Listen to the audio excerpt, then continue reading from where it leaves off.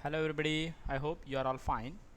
Today we are going to learn our second part of lesson. This is Geordie's phone.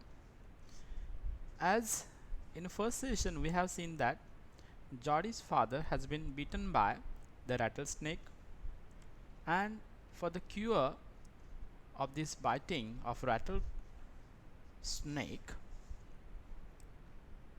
they quickly kill the doe and uses its heart and liver to draw out the poison.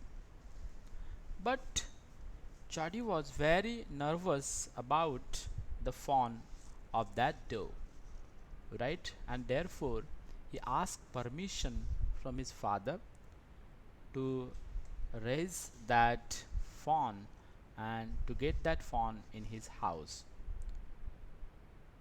Then Paul, the Millville, said Chadi he will come with him, and then both of them ride back to the jungle to look out for the fawn. Let's see what happened next in part 2.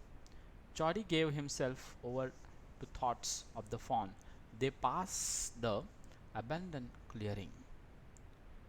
Here, Chori was thinking about the fawn, and many of time the thoughts about the fawn came in Chori's mind.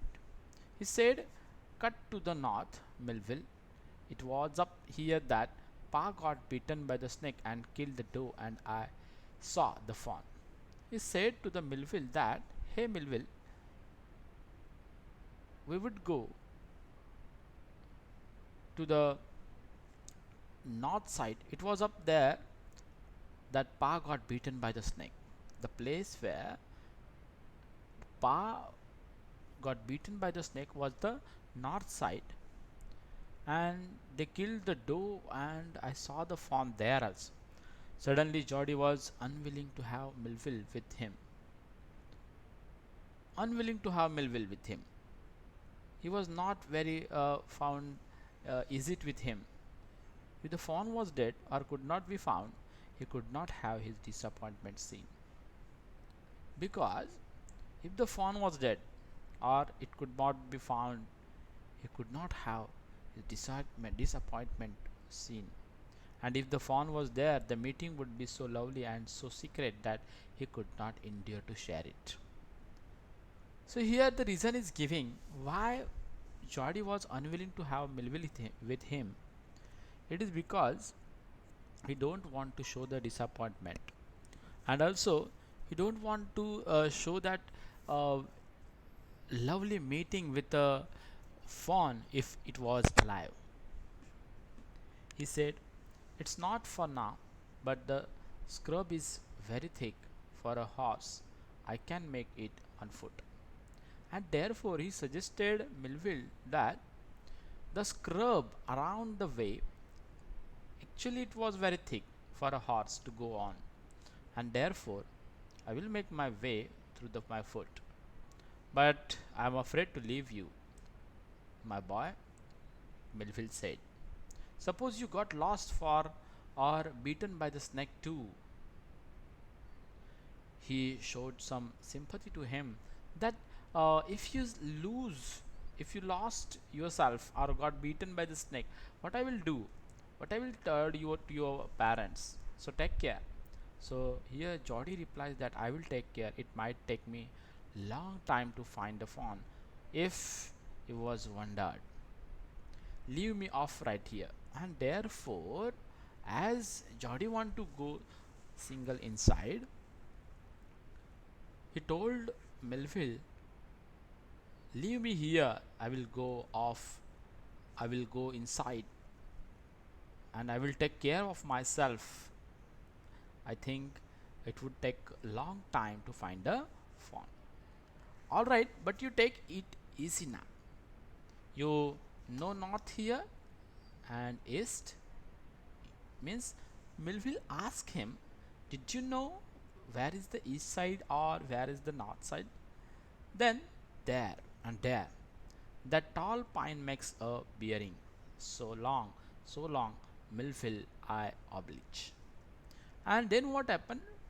Then uh, Jody make a mark to the tall pine tree and said, "So long, I will manage my things." Then what happened? Let's see.